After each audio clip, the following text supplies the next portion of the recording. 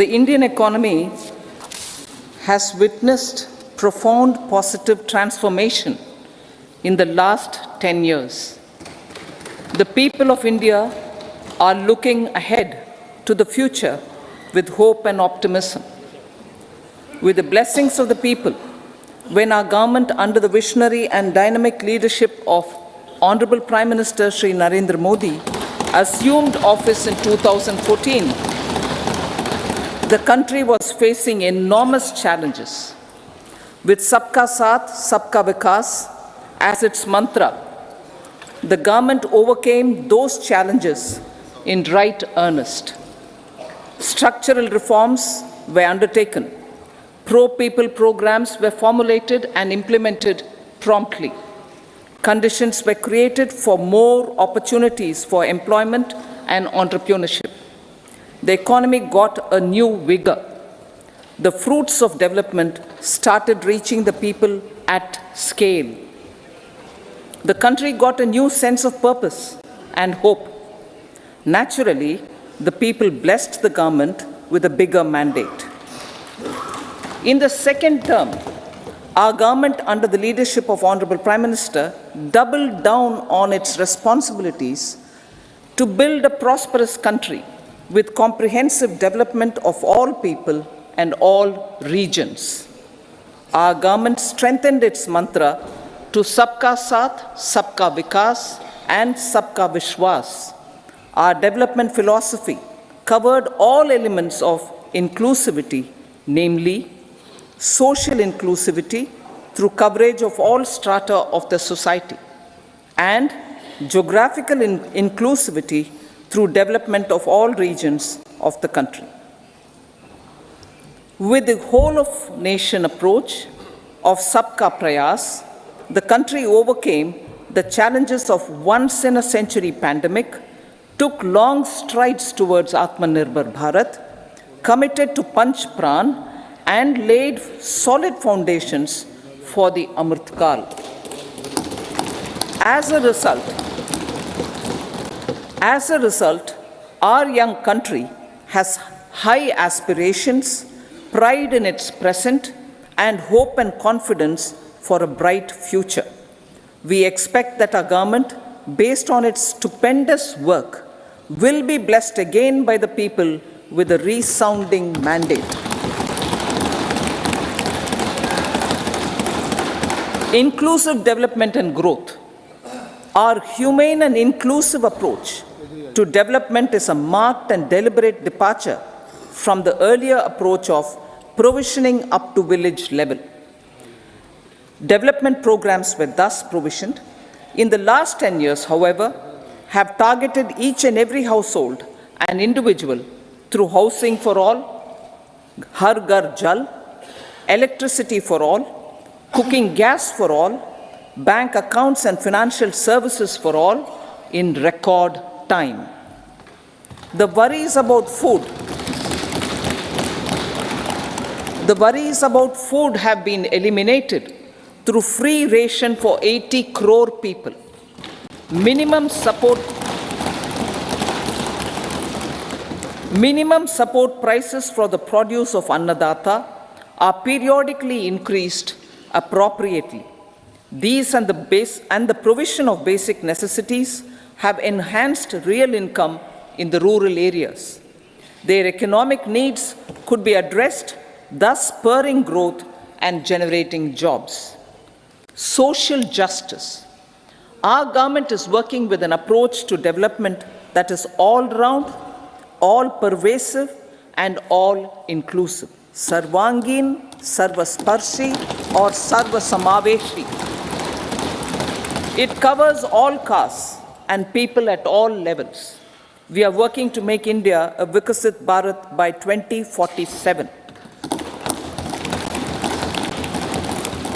For achieving that goal, we need to improve people's capability and empower them. Previously, social justice was mostly a political slogan.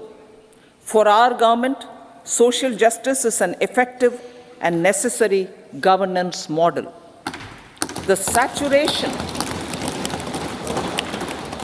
The saturation approach of covering all eligible people is the true and comprehensive achievement of social justice. This is secularism in action, reduces corruption, and prevents nepotism, prevents Bhai Bhatijawad. There is transparency and assurance that benefits are delivered to all eligible people. The resources are distributed fairly. All, regardless of their social standing, get access to opportunities. We are addressing systemic inequalities that had plagued our society. We focus on outcomes and not on outlays so that the social economic transformation is achieved. As our Prime Minister firmly believes, we need to focus on 4 major castes. They are Garib, Mahilaye, Yuva, and Annadata. Their needs, their aspirations, and their welfare are our highest priority. The country progresses when they progress. All 4 require and receive government support in their quest to better their lives. Their empowerment and well-being will drive the country forward. Garib Kalyan, Desh Ka Kalyan. We believe in empowering the poor. The earlier approach of tackling poverty through entitlements had resulted in very modest outcomes. When the poor became empowered partners in the development process, government's power to assist them also increases manifold. With the pursuit of Sabka Saath, in these 10 years, the government has assisted 25 crore people to get freedom from multi-dimensional poverty. Our government's efforts are now getting synergized with energy and passion of such empowered people. This is truly elevating them from poverty. Direct benefit transfer of 34 lakh crore rupees from the government using PM Jan Dhan accounts has led to savings of 2.7 lakh crores of rupees for the government. This savings has been realized through avoidance of leakages prevalent earlier. The savings have helped in providing more funds for Garib Kalyan. PM Swanidhi has provided credit assistance to 78 lakh street vendors. From that total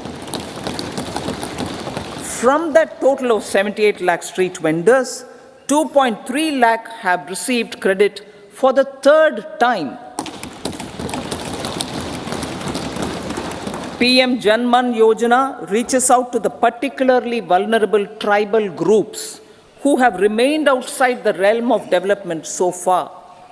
PM Vishwakarma Yojana provides end-to-end support to artisans and craftspeople engaged in 18 trades.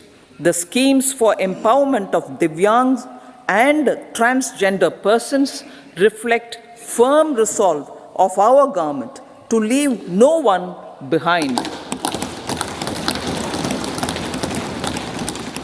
Welfare of Annadata.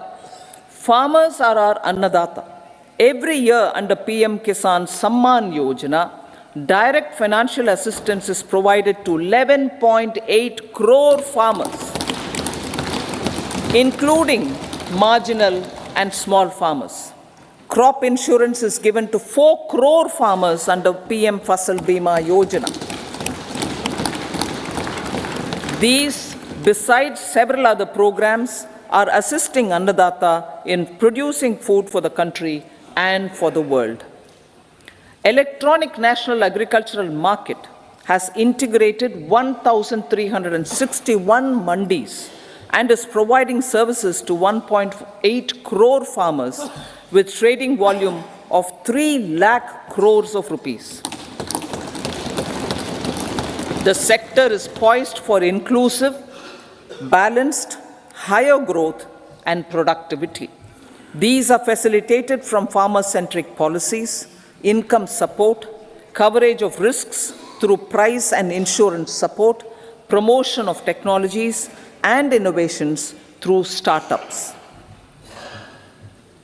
Empowering the Amrit PD, the Yuva. Our prosperity depends on adequately equipping and empowering the youth. The National Education Policy 2020 is ushering the transformational reforms. PM Schools for Rising India, PM Shri, are delivering quality teaching and nurturing holistic and well-rounded individuals. The Skill India mission has trained 1.4 crore youth, upskilled and reskilled 54 lakh youth, and established 3,000 new ITIs.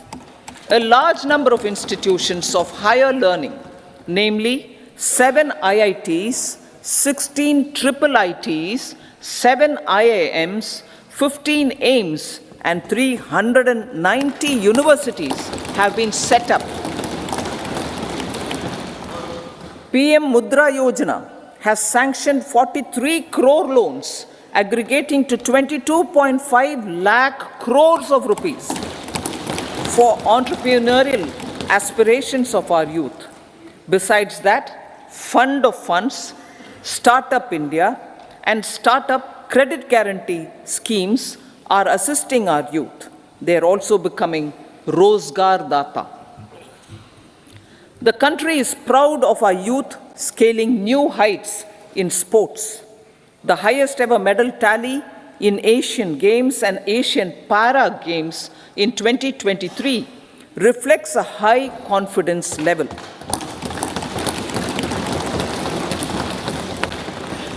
Chess prodigy and our #1 ranked player Pragnananda put up a stiff fight against the reigning world champion Magnus Carlsen in 2023. Today, India has over 80 chess grandmasters compared to little over 20 in 2010. Momentum for Nari Shakti. The empowerment of women through entrepreneurship, ease of living, and dignity for them has gained momentum in these 10 years. 30 crore Mudra Yojana loans have been given to women entrepreneurs. Female enrollment in higher education has gone up by 28% in 10 years. In STEM courses, girls and women constitute 43% of enrollment, one of the highest in the world. All these measures are getting reflected in the increasing participation of women in workforce. Making triple talaq illegal, reservation of 1/3 seats for women in the Loksabha and state assemblies, and giving over 70% houses under PM Awas Yojana in rural areas to women, and giving over 70% houses under PM Awas Yojana in rural areas to women as sole or joint owners have enhanced their dignity. Exemplary track record of governance, development, and performance. Besides delivering on high growth in terms of gross domestic product, the government is equally focused on a more comprehensive GDP, that is, governance, development, and performance. Our government has provided transparent, accountable, people-centric, and prompt, trust-based administration with citizen first and minimum government, maximum governance approach. The impact of all-round development is discernible in all sectors. There is macroeconomic stability, including in the external sector. Investments are robust. The economy is doing well. People are living better and earning better, with even greater aspirations for future. Average real income of the people has increased by 50%. Inflation is moderate. People are getting empowered, equipped, and enabled to pursue their aspirations. There is effective and timely delivery of programs and of large projects. Economic management. The multi-pronged economic management over the past 10 years has complemented people-centric, inclusive development. Following are some of the major elements. 1. All forms of infrastructure, physical, digital, or social, are being built in record time.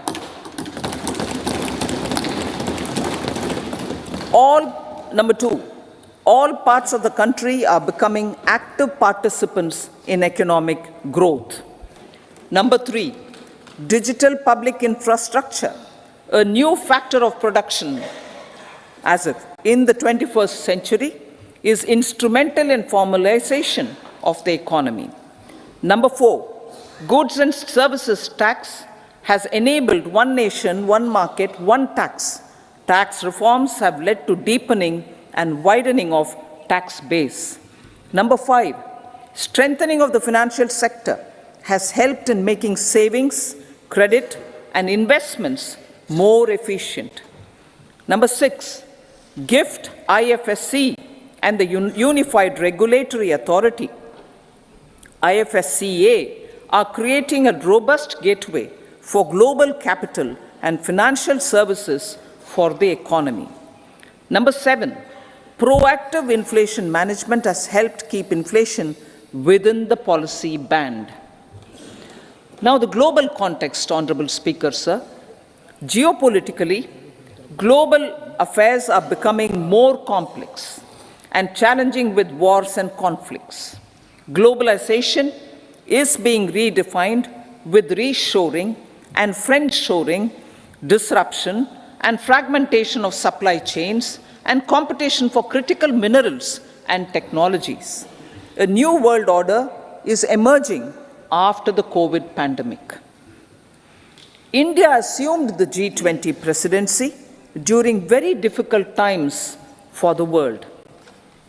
The global economy was going through high inflation, high interest rates, low growth, very high public debt, low trade growth, and climate changes. The pandemic has led to a crisis of food, fertilizer, fuel, and finances for the world, while India successfully navigated its way. The country showed the way forward and built consensus on solutions for those global problems.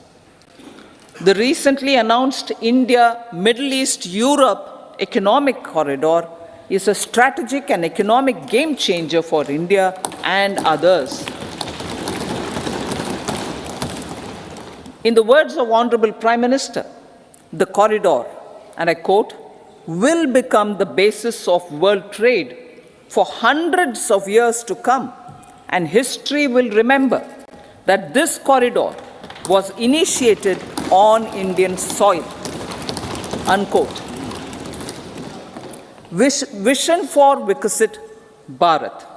Our vision for Vikasit Bharat is that of prosperous Bharat in harmony with nature, with modern infrastructure, and providing opportunities for all citizens and all regions to reach their potential. With confidence arising from strong and exemplary track record of performance and progress, earning Sabka Vishwas, the next 5 years will be years of unprecedented development and golden moments to realize the dream of developed India by 2047.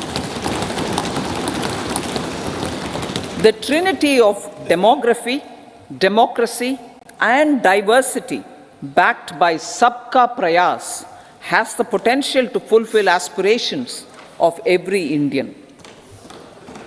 As Honorable Prime Minister in his Independence Day address to the nation mentioned, I quote, "There is no dearth of opportunities, as many opportunities as we want. The country is capable of creating more opportunities. Sky is the limit," unquote. Strategy for Amrit Kal.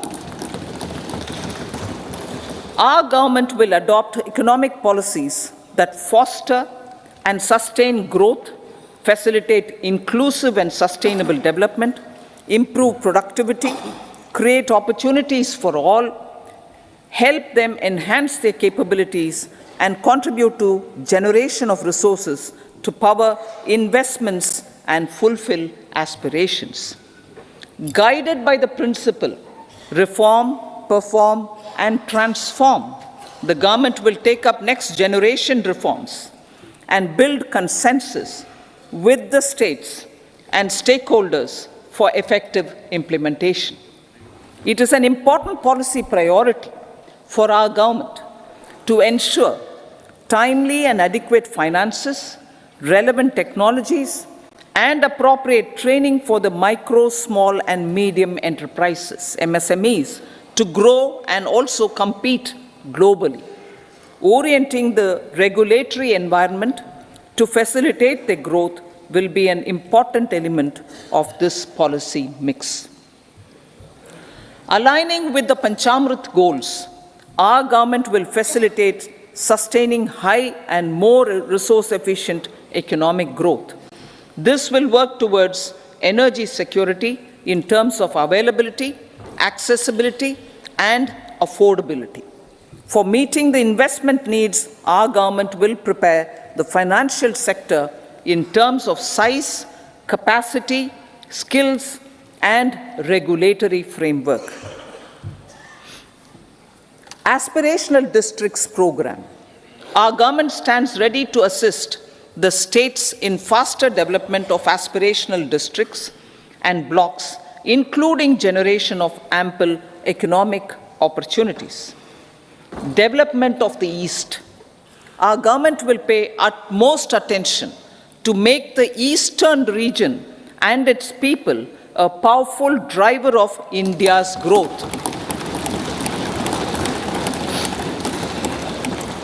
PM Awas Yojana Gramin. Despite the challenges due to COVID, implementation of PM Awas Yojana Gramin continued, and we are close to achieving the target of 3 crore houses. 2 crore more houses will be taken up in the next 5 years to meet the requirement arising from increase in the number of families. Rooftop solarization and Muft Bijli. Through rooftop solarization, 1 crore households will be enabled to obtain up to 300 units free electricity every month. This scheme follows the resolve of Honorable Prime Minister on the historic day of consecration of Sri Ram Mandir in Ayodhya. Following benefits are expected. Savings up to 15 to 18,000 rupees annually for households from free solar electricity and selling the surplus to the distribution companies. Charging of electric vehicles. Entrepreneurship opportunities for a large number of vendors for supply and installation. Employment opportunities for the youth with technical skills in manufacturing, installation, and maintenance. Housing for middle class. Our government will launch a scheme to help deserving sections of the middle class, and I quote from Honorable Prime Minister's words, living in rented houses or slums or chawls and unauthorized colonies, unquote, to buy or build their own houses. Medical colleges. Several youth are ambitious to get qualified as doctors. They aim to serve our people through improved healthcare services. Our government plans to set up more medical colleges by utilizing the existing hospital infrastructure under various departments.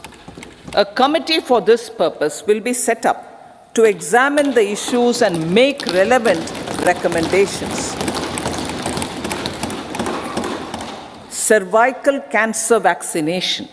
Our government will encourage vaccination for girls in the age group of 9 to 14 years for prevention of cervical cancer. Maternal and child health care. Various schemes for maternal and child care will be brought under one comprehensive program for synergy in implementation. Upgradation of Anganwadi centers under Saksham Anganwadi and Poshan 2.0 will be expedited for improved nutrition delivery, early childhood care and development. The newly designed U-Win platform for managing immunization and intensified efforts of Mission Indradhanush will be rolled out expeditiously throughout the country. Ayushman Bharat. Healthcare cover under Ayushman Bharat scheme will be extended to all ASHA workers, to all Anganwadi workers and helpers. Agriculture and food processing. The efforts of value addition in agriculture sector and boosting farmers' incomes will be stepped up. Pradhan Mantri Kisan Sampada Yojana has benefited 38 lakh farmers and generated 10 lakh employment. Pradhan Mantri Formalization of Micro Food Processing Enterprises Yojana has assisted 2.4 lakh SHGs and 60,000 individuals with credit linkages. Other schemes are complementing the efforts for reducing post-harvest losses and improving productivity and incomes.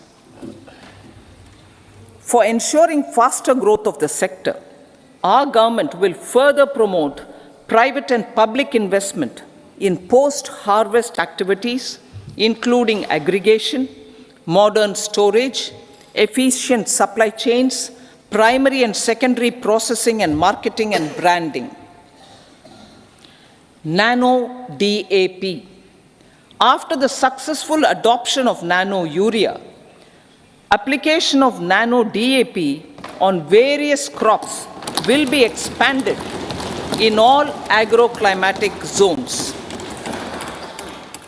Atmanirbhar Oil Seeds Abhiyan. Building on the initiative announced in 2022, a strategy will be formulated to achieve Atmanirbharta for oil seeds such as mustard, groundnut, sesame, soya bean, and sunflower. This will cover research for high-yielding varieties, widespread adoption of modern farming techniques, market linkages, procurement, value addition, and crop insurance. Dairy development. A comprehensive program for supporting dairy farmers will be formulated. Efforts are already on to control foot and mouth disease. India is the world's largest milk producer with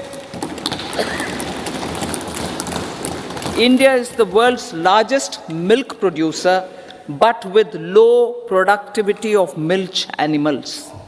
The program will be built on the success of existing schemes such as Rashtriya Gokul Mission, National Livestock Mission, and infrastructure development funds for dairy processing and animal husbandry. Matsya Sampada. It was a government which set up a separate department for fisheries, realizing the importance of assisting fishermen. This has resulted in doubling of both inland and aquaculture production.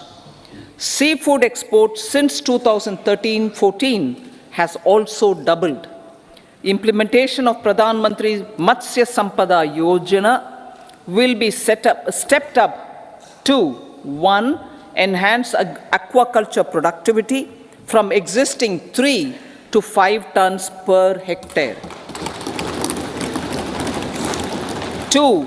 Double exports to 1 lakh crore rupees, and 3. Generate 55 lakh employment opportunities in the near future. 5 integrated aqua parks will also be set up. Lakpati Didi.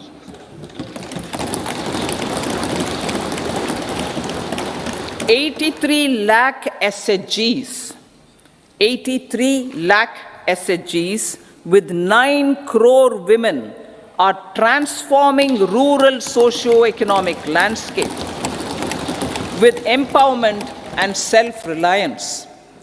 Honorable Speaker, sir, their success has assisted nearly 1 crore women to become Lakpati Didi already. They are an inspiration to others. Their achievements will be recognized through honoring them. Buoyed by the success, it has been decided to enhance the target for Lakpati Didi from 2 crores to 3 crores.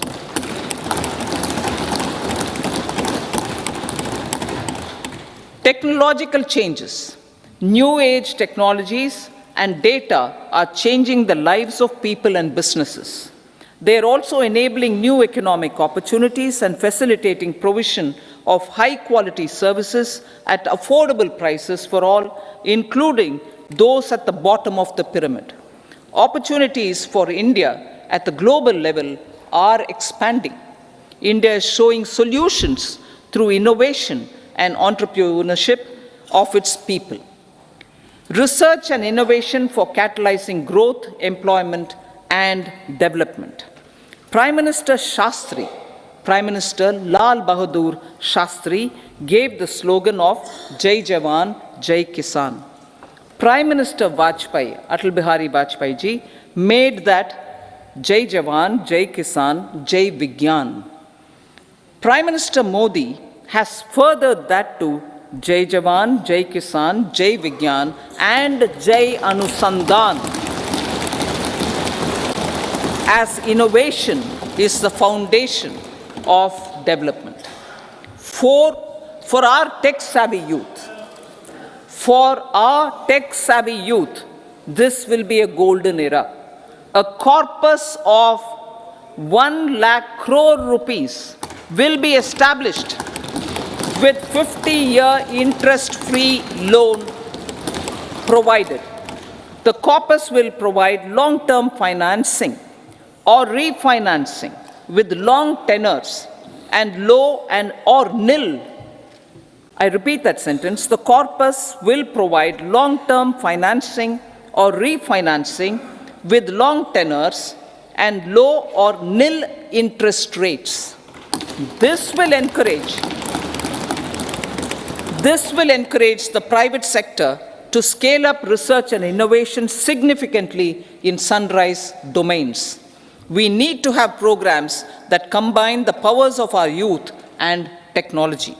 A new scheme will be launched for strengthening deep tech technologies for defense purposes and expediting Atmanirbharta. Infrastructure development.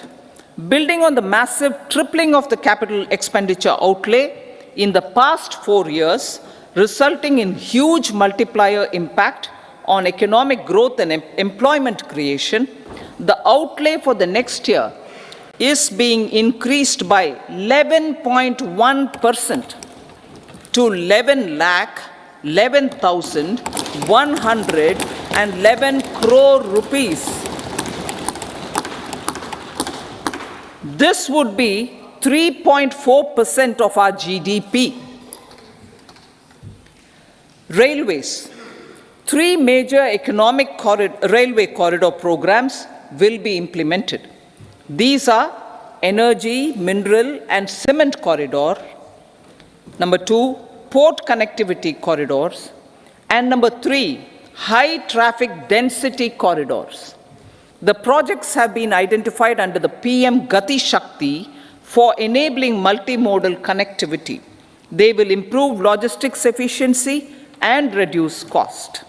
The resultant decongestion of the high traffic corridors will also help in improving operations of passenger trains, resulting in safety and higher travel speed for passengers. Together with dedicated freight corridors, these three economic corridor programs will accelerate our GDP growth and reduce logistic costs.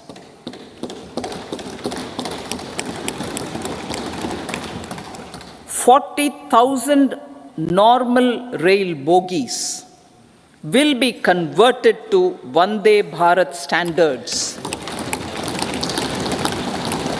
to enhance safety, convenience, and comfort of passengers. Aviation sector. The aviation sector has been galvanized in the past 10 years. Number of airports have doubled to 149. Rollout of air connectivity to Tier 2 and Tier 3 cities under UDAN scheme has been widespread. 517 new routes are carrying 1.3 crore passengers. Indian carriers have proactively placed orders for over 1,000 new aircrafts. Expansion of existing airports and development of new airports will continue expeditiously. Metro and Namo Bharat. We have a fast expanding middle class and rapid urbanization is taking place. Metro rail and Namo Bharat can be the catalyst for the required urban transformation.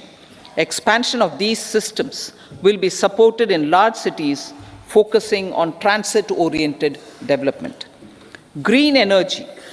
Towards meeting our commitment for net zero by 2070, the following measures will be taken. Viability gap funding will be provided for harnessing offshore wind energy,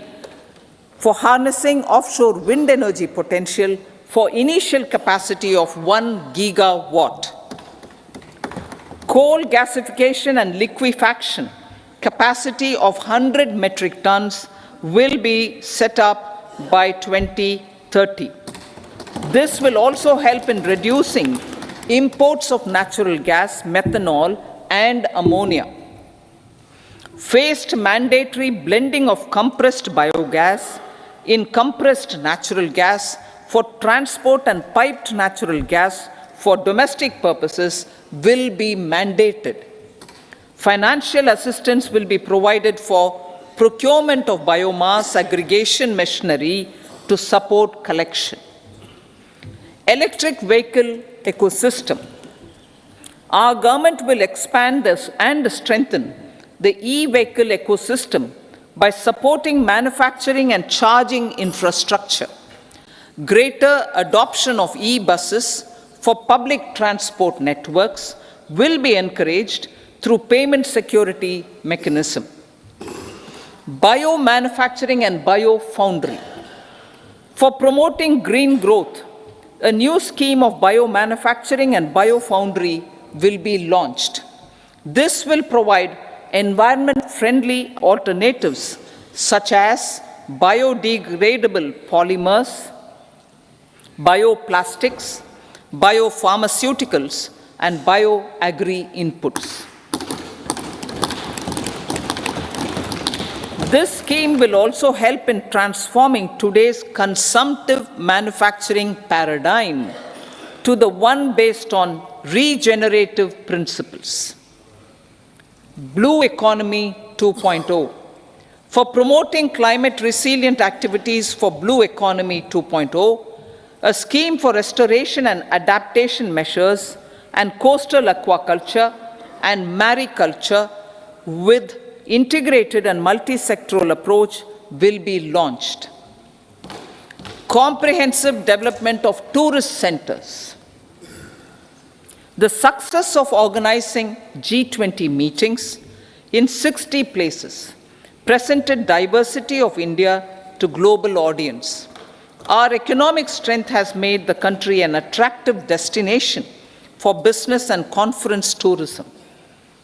Our middle class also now aspires to travel and explore. Tourism, including spiritual tourism, has tremendous opportunities for local entrepreneurship. States will be encouraged to take up comprehensive development of iconic tourist centers, branding and marketing them at global scale. A framework for rating of the centers based on quality of facilities and services will be established. Long-term interest-free loans will be provided to states for financing such development on matching basis.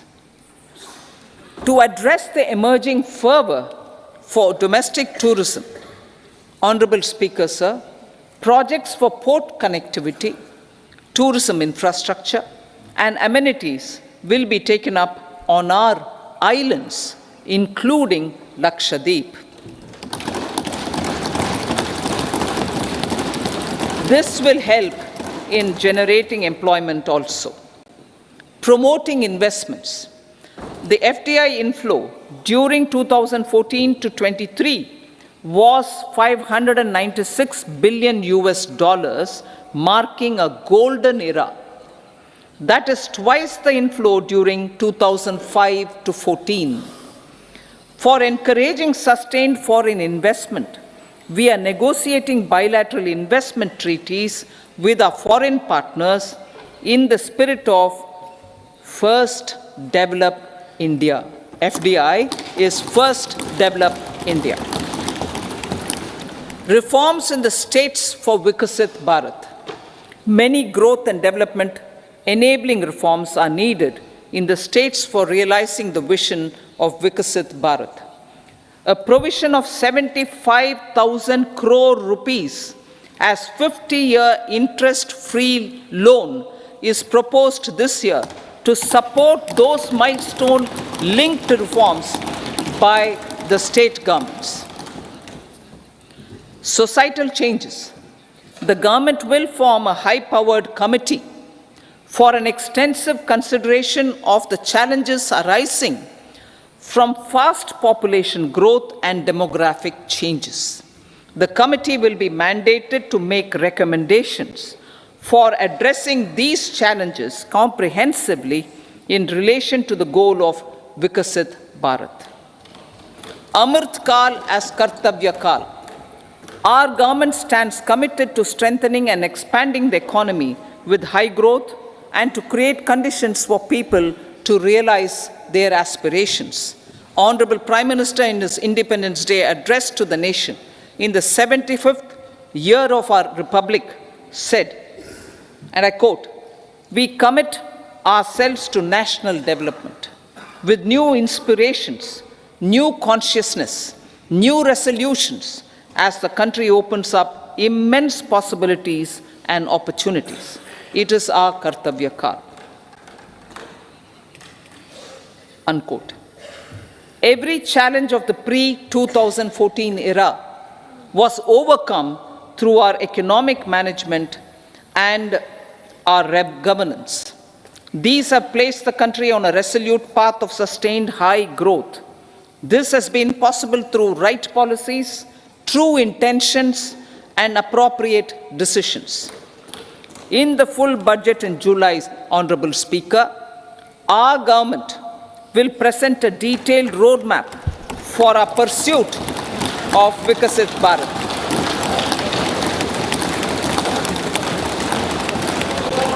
Revised estimates. Revised estimates of 2023-24. The revised estimate of the total receipts other than borrowings is 27.56 lakh crores of rupees, of which the tax receipts are 23.24 lakh crore rupees. The revised estimate of total expenditure is 44.90 lakh crore rupees. The revenue receipts at 30.03 lakh crore rupees are expected to be higher than the budget estimate, reflecting strong growth momentum and formalization in the economy. The revised estimate of the fiscal deficit is 5.8% of GDP, improving on the budget estimate, notwithstanding moderation in the nominal growth estimates. Budget estimates for 2024-25. Coming to the year 2024-25, the total receipts other than borrowings and total expenditure are estimated at 30.80 and 47.66 lakh crore rupees respectively. The tax receipts are estimated at 26.02 lakh crore rupees. The scheme of 50-year interest-free loan for capital expenditure to states will be continued this year with an outlay of 1.3 lakh crore rupees. We continue on the path of fiscal consolidation, as announced in my budget speech of 2021-22, to reduce fiscal deficit below 4.5% by 25-26. The fiscal deficit in 2024-25 is estimated to be 5.1% of GDP, adhering to that path. So the gross and net market borrowings through dated securities during 24-25 are estimated at 14.13 lakh crore rupees and 11.75 lakh crore respectively. Both will be less than that in 23-24. Now that the private investments are happening at scale, the lower borrowings by the central government will facilitate larger availability of credit for the private sector. Vote on account. I'll be seeking vote on account approval of the Parliament through the appropriation bill for a part of the financial year 2024-25. I will now move to Part B. Honorable Speaker, sir, over the last 10 years, the direct tax collections have more than trebled and the return filers swelled 2.4 times. I would like to assure the taxpayers that their contributions have been used wisely for the development of the country and welfare of its people. I appreciate the taxpayers for their continued support. The government has reduced and rationalized tax rates. Under the new tax scheme, there is now no tax liability for taxpayers with income up to 7 lakh rupees, up from 2.2 lakh rupees in the financial year 2013-14. The threshold for presumptive taxation for retail businesses was increased from 2 crores to 3 crores. Similarly, the threshold for professionals eligible for presumptive taxation was increased from 50 lakh rupees to 75 lakh rupees. Also, corporate tax rate was decreased from 30% to 22% for existing domestic companies and to 15% for certain new manufacturing companies. Honorable Speaker, sir, in the last 5 years, our focus has been to improve taxpayer services. The age-old jurisdiction-based assessment system was transformed with the introduction of faceless assessment and appeal, thereby imparting greater efficiency, transparency, and accountability. Introduction of updated income tax returns, a new Form 26AS, and pre-filling of tax returns have made filing of tax returns simpler and easier. Average processing time of returns has been reduced from 93 days in the year 2013-14 to a mere 10 days this year, thereby making refunds faster. Indirect taxation. By unifying the highly fragmented indirect tax regime in India, the GST has reduced the compliance burden on trade and industry. The industry has acknowledged the benefits of GST. According to a recent survey conducted by a leading consulting firm, 94% of industry leaders view the transition to GST as largely positive. According to 80% of the respondents, it has led to supply chain optimization, as elimination of tax arbitrage and octroi has resulted in disbanding of checkposts at the state and city boundaries. At the same time, tax base of GST more than doubled, and the average monthly gross GST collection has almost doubled to 1.66 lakh crores this year. States too have benefited. States' SGST revenue, including compensation released to states in the post-GST period of 2017-18 to 2022-23, has achieved a buoyancy of 1.22.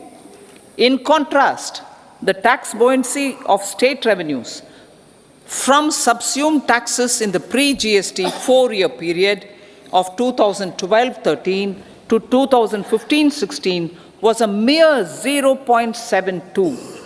The biggest beneficiaries are consumers, as reduction in logistic cost and taxes have brought down prices of most goods and services.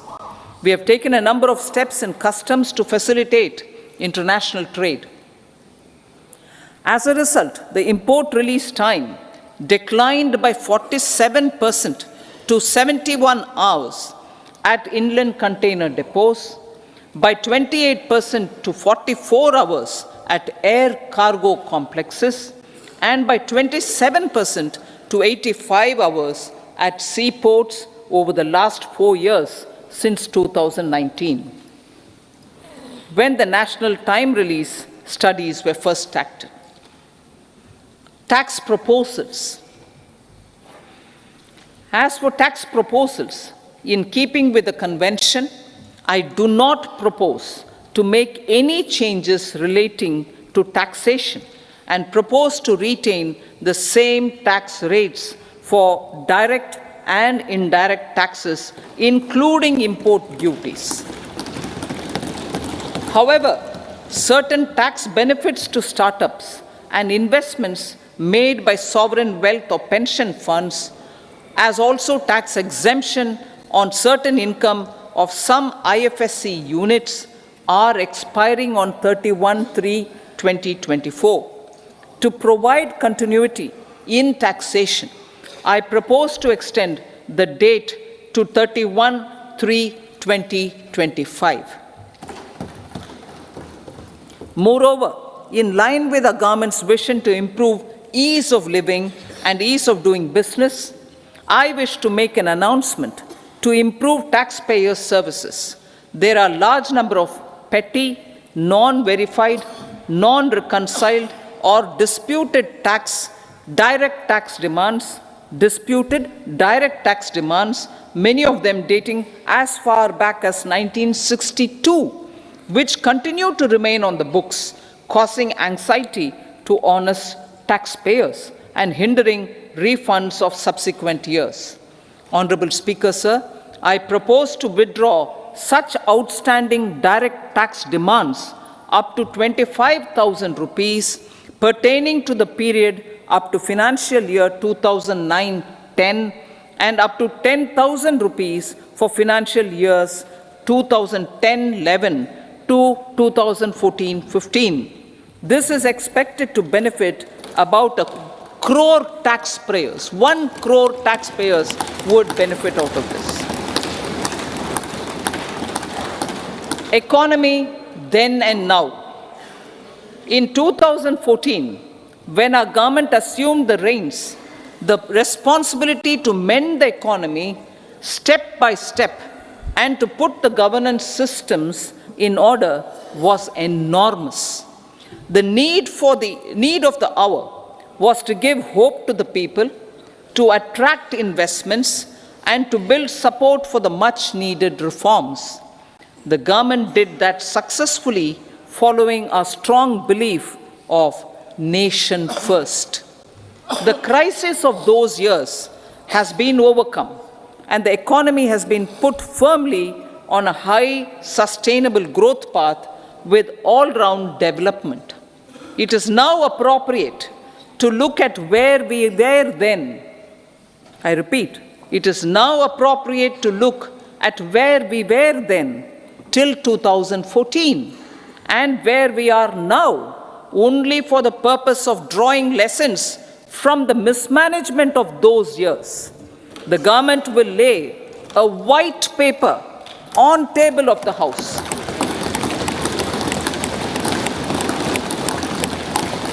The exemplary track record of governance, development and performance, effective delivery and Jan Kalyan has given the government trust, confidence and blessings of the people to realize whatever it takes, the goal of Vikasit Bharat with good intentions, true dedication and hard work in the coming years and decades. With this, Honorable Speaker, I commend the interim budget to this august House. Jai Hind.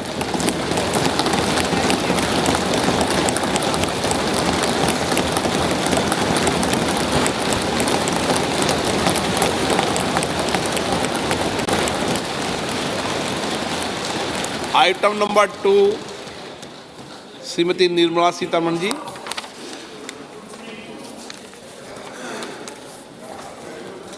So, with your permission, I rise to lay on the table the following statements under Section 3(1) of the Fiscal Responsibility and Budget Management Act 2003, Medium-Term Fiscal Policy cum Fiscal Policy Strategy Statement and Macroeconomic Framework Statement.